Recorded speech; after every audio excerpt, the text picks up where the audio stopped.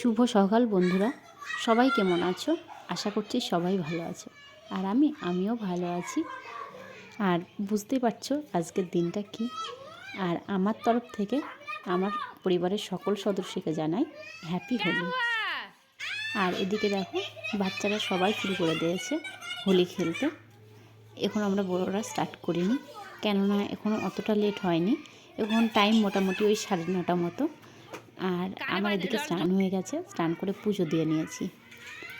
আর ছেলে খেয়ে দিয়ে বেরিয়ে পড়েছে হোলি খেলতে। তোমাদের তো দেখিয়ে দিলাম, ওকে সমস্ত জিনিসপত্র রেডি করে দিয়ে চলে এসেছি। আর হাজব্যান্ডও খেয়ে চলে গেছে।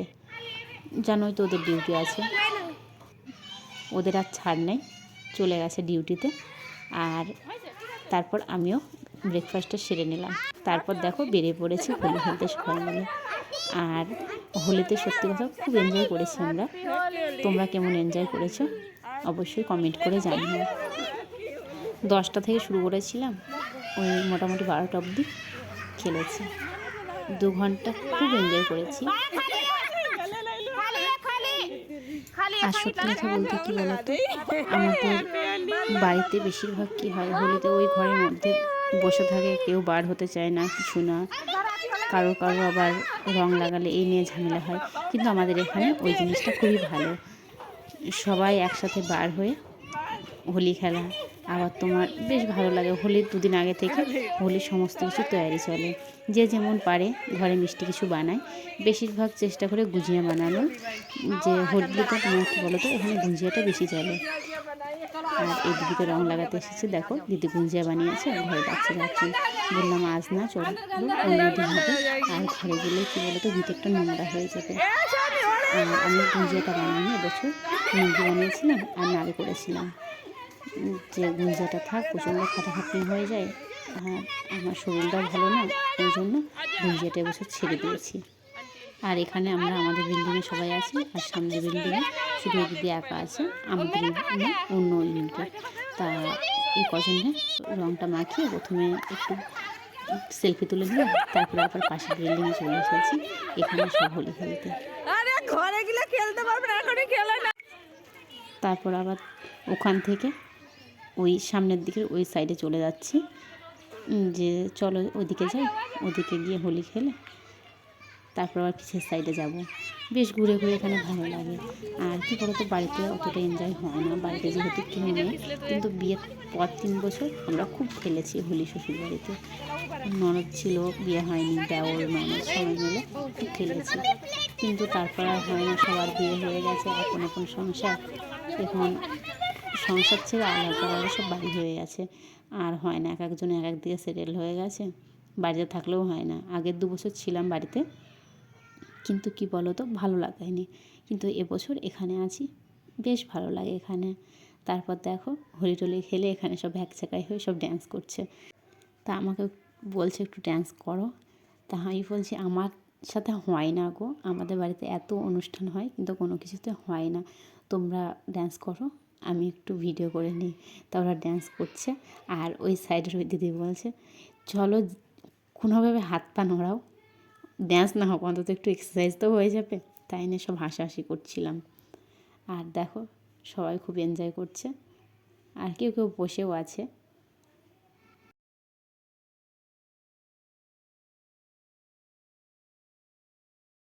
আর এখানে একজন আবার একজনকে দেখাচ্ছে কে কীভাবে ড্যান্স করে, সেটা ওটা নিয়েও খুব হাসাহাসি হলো। আর রং মেখে সবার অবস্থা এতটা খারাপ, কেউ কাউকে চেনার মতো উপায় নেই। তারপর দেখো হাজব্যান্ড চলে এসেছে ডিউটি থেকে বাড়ি। তাই ওখানে বাচ্চারাও খেলা করছিল, বালতিতে রঙ ছিল, ঢেলে দিয়েছি। তা উপর সাইড থেকে ঢালতে পারিনি, যেহেতু মোবাইল ছিল। তারপর এখানে দাঁড় করিয়ে মুড়ে শুকে ওকে রং মাখিয়েছি। তারপর দেখো দুজনে একটু সেলফি তুলে নিলাম। তারপর আবার বাইরে গিয়ে ওই দিদিরা ছিল, ওদের একটু মিষ্টি মুখ করিয়ে তারপর কয়েকটা সেলফি তুলে ঘরে এসে স্নান করে নিয়েছি। তারপর দেখো চলে এসেছি কিচেনে, এখন রান্নাটা বসিয়ে দেবো দুপুরের জন্য। আর আজ রান্না করতে একটু লেটই হয়ে যাবে, যেহেতু এদিকে লেট হয়ে গেছে। আর এখানে দেখো ভাতের জন্য জলটা বসিয়ে দিয়েছি। আর এখানে দেখো পেঁয়াজের বেরেস্তাটা ভাজা হয়ে গেছে। আর ওখানে আলুটা ভাজা হচ্ছে, আর চিকেনটা বসিয়ে দিয়েছি। আর আজ কি রান্না হবে বলো তো? আজ রান্না হবে চিকেন বিরিয়ানি। বেশ অনেক দিন থেকেই বানাবো ভাবছি, কিন্তু বানানো আর হয়ে উঠছে না। তাই আজ হাজব্যান্ড বললো যদি টাইম পাই আসার সময় চিকেন নিয়ে আসবো, আজ চিকেন বিরিয়ানি হবে। আর এদিকে হাজব্যান্ড আসার সময় চিকেনটা নিয়ে এসেছিলো, তাই আজ শুরু করে দিয়েছি চিকেন বিরিয়ানি বানানো। আর দেখো ভাতটাও হয়ে গেছে, চিকেনটাও করে নিয়েছি। এখন বিরিয়ানিটা দমে দিয়ে দেব। আর এই হাঁড়িটা কেনা হয়েছিল কিন্তু বিশেষত এই বিরিয়ানির জন্য, বিরিয়ানি কিংবা তোমার মাটন রান্নার জন্য। কি বলো তো, পাতলা জিনিসে রান্না করলে অতটা ভালো হয় না, নিচের সাইডে লেগে যায়। আর এই হাঁড়িটা মোটা দেখে কিনেছিলাম, আর এটা কিনেছিলাম তোমার রাজস্থান থেকে। আর এদিকে সমস্ত লেয়ার দিয়ে দিয়েছি, দিয়ে উপর দিয়ে আঠাটা মেখে লাগিয়ে দিলাম। এখন ঢাকা দিয়ে দমে দিয়ে দেব। আর এদিকে দেখো আমার বিরিয়ানিটা হয়ে গেছে, আর এদিকে খেতে বসে গেছি। আর বিরিয়ানির কালারটা কি বলো তো, সেভাবে আসেনি, একদমই হালকা আছে কালারটা, যেহেতু আমি কোনো ফুড কালার অ্যাড করিনি এবং লঙ্কা গুঁড়োও দিইনি। এই জিনিসগুলো যতটা তুমি অ্যাভয়েড করতে পারবে ততই ভালো। আর এদিকে দেখো সন্ধ্যাবেলায় রেডি হয়ে গেছি। আজ একই দিনে ডবল এনজয়। কেন বলো তো, সকালে ছিল হোলি, আর সন্ধ্যাবেলায় আছে বার্থডে পার্টি। আর আমাদের লাইফে কি বলো তো, এই বার্থডেটাই হচ্ছে সব কিছু। যেহেতু আমাদের ভাগ্যে কোনো অনুষ্ঠান জোটে না, বিয়ে বলো কোনো কিছুই জোটে না, তাই আমরা সমস্তটাই এই বার্থডেতেই এনজয় করি। আর দেখো সবাই চলে এসেছে, আর আমি আসার আগে আমার ছেলে রেডি হয়ে চলে এসেছিলো। তারপর আমি আসলাম, আর আমার হাজব্যান্ড বললো তুমি যাও, আমি আসছি। এটা বেশি দূরে কোথাও না, আমাদের বিল্ডিংয়ে আমার উপরে। আমাদের ওদিকে যে দুপুরে বরণটা করা হয়, এখানে এরা রাতেই করে। আর প্রথমে ওই দিদি করলো, ওই দিদি হচ্ছে এটা ছেলে। তারপর আমাকে বললো তুমি একটু বরণ করে নাও, আর একে একে সবাই করবে বরণটা। তাই আমিও দেখো বরণটা করে নিয়ে চলে গেছি ওই সাইডে। আর সবাই দেখো বলছে আন্টি আমাকে দিয়ে দাও, এই টিকাটা লাগিয়ে দাও, সবাই বলছে। তাই এই দিদিকে সবাইকে টিকা লাগিয়ে দিয়েছে। তারপর দাঁড়িয়েছিলাম, তা ওই ঘরের দিদি বললো যে একটু ক্যান্ডেলগুলোকে জ্বেলে দাও। তাই আমি ক্যান্ডেলগুলো জ্বালতে গিয়ে দেখছি ক্যান্ডেলের উপরে যে মাথার মোমগুলো থাকে না, ওগুলোকে একটু সরাইনি। আর ওগুলো না সরালে কী বলো তো, সহজে জ্বলতে চায় না। ওই জন্য প্রথমে আমি বললাম যে না, এগুলো সরিয়ে নিই। ওই জন্য দেখো ওগুলোকে সব নখ দিয়ে একটু একটু করে সরিয়ে দিচ্ছি, তারপর জ্বালাবো। আর দেখো এদিকে ক্যান্ডেলগুলো সব জ্বেলে দিয়েছি। এবার কেক কাটার পালা। আর সকলকে একটু করে ঘুরিয়ে দেখানো হচ্ছে কে কী করছে। ওই দিক তো বসে গেছে পিছনে, আর এদিকে ভাইয়ারা সব দাঁড়িয়ে আছে।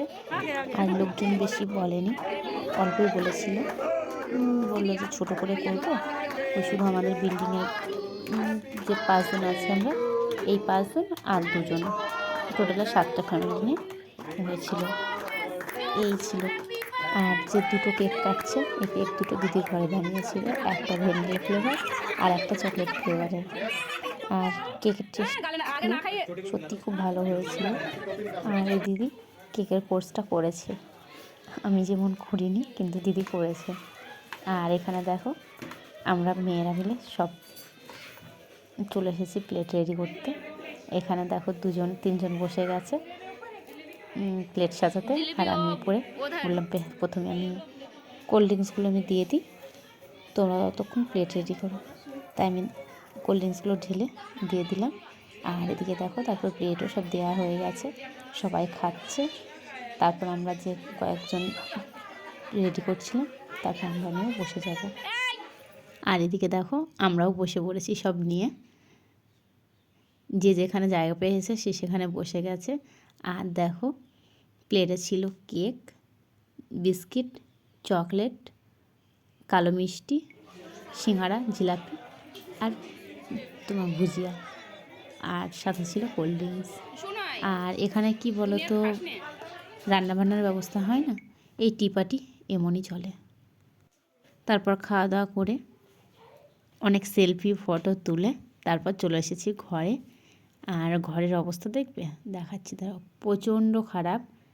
এখন প্রথমে আগে চেঞ্জ করে নেব, তারপর সমস্ত কিছু গোছাবো। আর চলো আজকের ভিডিওটা এখানে শেষ করছি। যদি ভালো লাগে তাহলে লাইক করো, কমেন্ট করো, শেয়ার করো এবং সাবস্ক্রাইব করে আমার পাশে থেকো। সকলে ভালো থেকো, বাই।